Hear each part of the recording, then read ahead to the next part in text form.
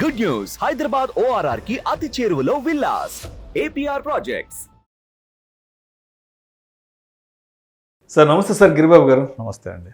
గిరిబాబు గారు, mutual funds అనగానే SIP అంటారు, అంటే సిస్టమాటిక్ ఇన్వెస్ట్మెంట్ ప్లాన్. అసలు మ్యూచువల్ ఫండ్స్లో ఎన్ని రకాల ఎస్ఐపిలు ఉన్నాయంటారు? అసలు తప్పనిసరిగా ఒక ఇన్వెస్టర్ అనేవాళ్ళు వీటి గురించి ఎంతవరకు తెలుసుకోవాలంటారు? ఈ రోజుల్లో చాలామంది నన్ను క్వశ్చన్ అడుగుతుంటారు, నాకు మ్యూచువల్ ఫండ్స్ వద్దు, రిస్క్ ఉంటుంది, మార్కెట్ లింక్ ఉంటుంది, కానీ సిప్ కావాలని అడుగుతుంటారు విచిత్రంగా. మ్యూచువల్ ఫండ్స్ వద్దు కానీ సిప్ కావాలి అంటే కుదిరే పని కదా. ఎందుకంటే మ్యూచువల్ ఫండ్లో ఇన్వెస్ట్మెంట్ చేసే ఒక విధానమే ఎస్ఐపి. అవును. సో మ్యూచువల్ ఫండ్ అనేది ఒక జార్గన్. దాంట్లో ఇన్వెస్ట్మెంట్ చేయడానికి కొన్ని రకాల విధాలు ఉంటాయి.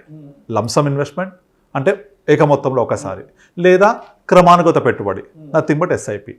సో అంటే ఎస్ఐపి కావాలి కానీ మ్యూచువల్ ఫండ్ వద్దు అంటున్నారంటే మీరు అర్థం చేసుకోండి, ఈ ఎస్ఐపి అనే పదం ఎంత జనబాహుళ్యంలోకి వెళ్ళిపోయిందో. చాలామంది పొద్దున్న లేస్తే ఎస్ఐపి వింటూ ఉంటారు కదా, దాంతో వాళ్ళకి మనము ఒక క్లారిటీ ఇద్దాం. ఎస్ఐపి ఎన్ని రకాలు, ఎంతవరకు చేయొచ్చు, ఎలా చేయొచ్చు అనేది. ఓకే, ఎస్ఐపి అంటే సిస్టమాటిక్ ఇన్వెస్ట్మెంట్ ప్లాన్. సింపుల్గా చెప్పాలంటే స్లీప్ ఇన్ పీస్. సో మీకు హ్యాపీగా నిద్రపోవడానికి ఒక మంచి సాధనం ఇది, సరదాగా చెప్తున్నాను. నార్మల్గా ఎస్ఐపిలో ఫస్ట్ వచ్చేసి రెగ్యులర్ సిప్. మనందరికీ తెలిసిన రెగ్యులర్ సిప్ అంటే మీ అకౌంట్లో డబ్బులు ఉంటాయి, అవి ప్రతి నెల కావచ్చు, క్వార్టర్లీ కావచ్చు, హాఫ్ ఇయర్లీ కావచ్చు, ఇయర్లీ కావచ్చు, డైలీ కావచ్చు, వీక్లీ కావచ్చు. ఇన్ని రకాలుగా మీరు ఎప్పుడెప్పుడు డిడక్ట్ అవ్వడానికి ఈసీఎస్ మ్యాండేట్ ఇస్తారో ఆ ప్రకారంగా అంత మాత్రమే ఆ నిర్దేశించిన ఫండ్లోకి ఆ కాలక్రమంగా వెళ్తూ ఉంటాయి. ఇది రెగ్యులర్ ఎస్ఐపి. మీరు డైలీ సిప్ ఇవ్వచ్చు, క్వార్టర్లీ ఇవ్వచ్చు, వీక్లీ ఇవ్వచ్చు, మంత్లీ ఇవ్వచ్చు. ఇన్ని రకాలు ఉన్నప్పటికీ ఎక్కువ మంది 90% అబోవ్ యూజ్ చేసేది మాత్రం మంత్లీ ఎస్ఐపినే. ఎందుకు అంటే చాలామందికి జీతం వస్తుంది ప్రతి నెల 1-2 తారీఖుల్లో, వచ్చాక ఒక డేట్ పెట్టుకుంటారు. అలా డేట్ పెట్టుకొని ఆ ప్రకారంగా ఎవ్రీ మంత్ ఆ అంత మొత్తం వెళ్తూ ఉంటుంది. ఇది మనందరికీ తెలిసిన రెగ్యులర్ సిప్. ఇది కాకుండా ఇంకొక విధానం ఉంది, ఇది టాప్అప్ ఎస్ఐపి. ఇప్పుడు నార్మల్గా చెప్తూ ఉంటాం, మీరు ₹1 కోటి వెల్త్ క్రియేట్ చేయాలి అంటే ఒక రూల్ 15 ఉంటుంది. 15,000 15 ఇయర్స్ పాటు 15% రిటర్న్ జనరేట్ చేస్తే, సిఐ జనరేట్ చేస్తే the corpus will be 1 crore. అయితే నాకు 15 ఇయర్స్ టైం లేదు, I want to make it early అంటే మీరు టాప్అప్ ఎస్ఐపి, దీన్నే స్టెప్అప్ ఎస్ఐపి అని కూడా అంటారు, ఎంచుకోవచ్చు. అంటే ఏంటి, 15,000 ఇవాళ నా దగ్గర లేవు, కానీ నేను ఒక 5,000 పెట్టగలను ఇప్పుడు అంటే 5,000తో స్టార్ట్ చేయండి. నెక్స్ట్ ఇయర్ ఏం చేయండి, మీ జీతం పెరుగుతుంది కదా, దీన్ని 5,000ని 2,000 పెంచుకోండి, లేదా ఒక 10% పెంచుకోండి, లేదా 20% 3,000 పెంచుకొని నెక్స్ట్ ఇయర్ అంతా ఆ 5,000 బదులు 8,000 7,000 చేయొచ్చు. మళ్ళీ ఆ నెక్స్ట్ ఇయర్ అక్కడ నుంచి మళ్ళీ ఒక 2,000 3,000 పెంచుకోవచ్చు. అలా పెంచుకుంటూ వెళ్తూ ఉంటే మీరు లాంగ్ టర్మ్లో 15 ఇయర్స్ ఏదైతే పీరియడ్ తీసుకునేదో అది కనీసం ఒక 10 ఇయర్స్ లోపలే మనం అచీవ్ చేయొచ్చు. ఎందుకంటే మీరు ఇవాళ 5,000తో స్టార్ట్ చేస్తే బహుశా 10 ఏళ్ల తర్వాత కనీసం ఒక 25,000-30,000 వెళ్ళిపోతారు స్టెప్అప్ సిప్లో, టాప్అప్ సిప్లో. అలా వెళ్తూ ఉంటే ఆటోమేటిక్గా మీ ఇన్వెస్ట్మెంట్ పెరుగుతుంది కాబట్టి ఆటోమేటిక్గా మీ గోల్ కూడా త్వరగా రీచ్ అవుతారు. సో ఇది top up SIP or step up SIP. మీ దగ్గర ఎవ్రీ ఇయర్ మీకు ఎట్లయితే ఇన్కమ్ ఇంక్రీజ్ అవుతుందో ఆ ప్రకారం చేసుకుంటాం. ఇది అయిపోయిన తర్వాత మూడోది ఫ్లెక్సిబుల్ ఎస్ఐపి.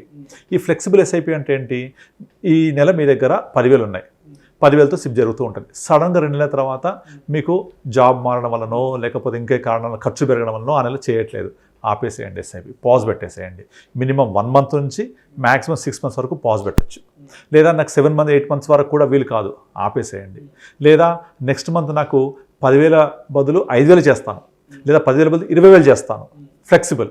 సో మీరు ఎలా కావాలనుకుంటే అలా మార్చుకొని చేయొచ్చు. అంటే ఇది ఇమీడియట్లీ రేపు పొద్దున సిప్ డేట్ ఉంటే మార్చలేము, ఒక నిర్దిష్టమైన కాలం ఉంటుంది దీనికి. అంటే మీ సిప్ డేట్ ఒక 1 week తర్వాత ఉంది అంటే ఇప్పుడు మార్చుకోవచ్చు మీరు.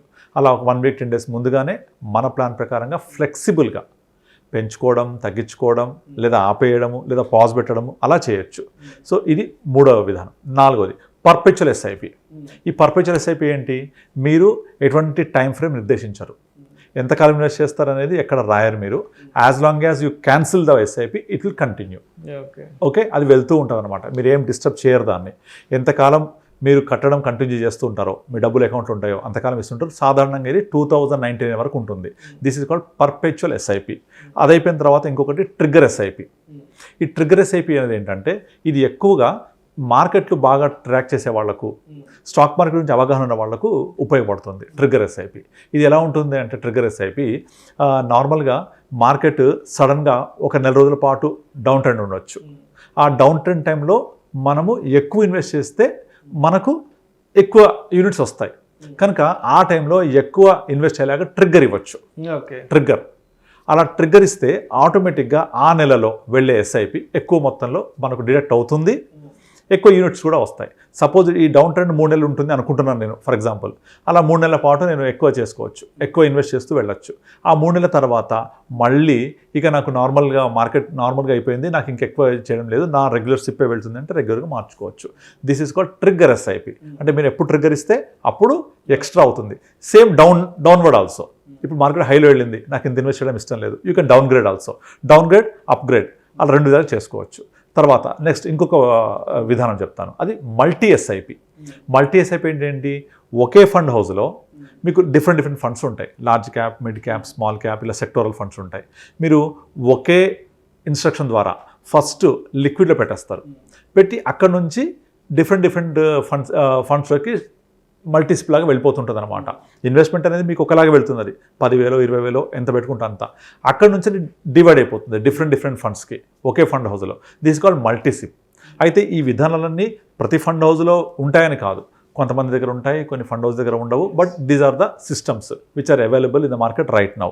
ఇది కాకుండా ఈ మధ్య కాలంలో ఇంకొక కొత్త కాన్సెప్ట్ వచ్చింది, like freedom SIP, Mitra SIP, lakh SIP, goal SIP. ఈ విధంగా ఇవేంటంటే మీరు ఒక నిర్దిష్ట కాలం పాటు ఇన్వెస్ట్ చేస్తూ పోవాలి.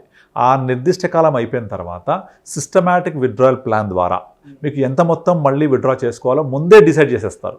ఇవి మినిమం 8 yearsతో స్టార్ట్ అవుతాయి. 8 years ఫర్ ఎగ్జాంపుల్ మీరు ఒక 10,000 8 years పాటు ఇన్వెస్ట్ చేస్తే 8 years తర్వాత మళ్ళీ మీకు అదే అమౌంట్ 10,000 రూపీస్ మీకు ఎస్డబ్ల్యూపీ ద్వారా లైఫ్ లాంగ్ వస్తూ ఉంటాయి. ఇవన్నీ డిఫరెంట్ పర్ముటేషన్స్ కాంబినేషన్స్లో ప్రిపేర్ చేసి డిజైన్ చేశారు. సో ఇవి ఫ్రీడమ్ ఎస్ఐపి, మిత్ర ఎస్ఐపి ఇలా ఉన్నాయి మనకు. దీంట్లో ముందే తెలిసిపోతుంది మీకు ఎంతకాలం పెట్టాలి, అది పీరియడ్ అయిపోయిన తర్వాత ఎంతకాలం నాకు మళ్ళీ రిటర్న్ వస్తాయి, ఎస్డబ్ల్యూపీ ద్వారా ఎంత వస్తుంది, నాకు కార్పస్ ఎంత ఉంటుంది, అప్రాక్సిమేట్లీగా ముందే మనం ప్లాన్ చేసుకోవచ్చు ఇవన్నీ కూడా. బట్ అన్నీ కూడా subject to market risk. So మనం అర్థం చేసుకోవాలి. అర్థం చేసుకుంటూ ఈ మార్కెట్ ఒడిదుడుకుని తట్టుకుంటూ మనకు ఒక మంచి రిటర్న్ ఇచ్చేలాగా ఉండాలంటే SIP is the best mode of investment. ఎందుకంటే రూపీ కాస్ట్ యావరేజ్ అవుద్ది ఫస్ట్ ఇక్కడ. అంటే మార్కెట్స్ కంటిన్యూస్గా డౌన్ అయినప్పుడు పెడుతూ ఉంటాం, అప్ అయినప్పుడు పెడుతూ ఉంటాం. కనుక over a period of time rupee cost average అయ్యి మనకు యావరేజ్ యూనిట్ ప్రైస్ తగ్గుతుంది మనకు దీనివల్ల. కనుక 8 years కనుక మీరు ఎస్ఐపి చేస్తూ వెళ్తే ఎట్టి పరిస్థితుల్లో మీకు నష్టభయం అనేది ఉండదన్నమాట. కనీసం అంటే కూడా మినిమం ఒక 12 to 15% వరకు మనం ఎక్స్పెక్ట్ చేయొచ్చు. అదే అండి. సో ఏదైనా సరే ఒక ప్రాపర్ అడ్వైజర్ని సంప్రదించి అడ్వైజర్ సలహా మేరకే ఇన్వెస్ట్మెంట్స్ పెట్టుకుంటే మంచిది అంటారు. మంచిది, exactly. Thank you sir. Thank you so much Giribabu గారు. ఈ మ్యూచువల్ ఫండ్స్లో ఉండే ఎస్ఐపీలు అసలు ఎన్ని రకాలు ఉన్నాయి, వేటిలో ఏ విధంగా ఇన్వెస్ట్ చేయొచ్చు అనే అంశాల గురించి మన ప్రేక్షకులకు మీ విశ్లేషణ ద్వారా చాలా చక్కగా వివరించారు. Thank you so much sir. Thank you అండి.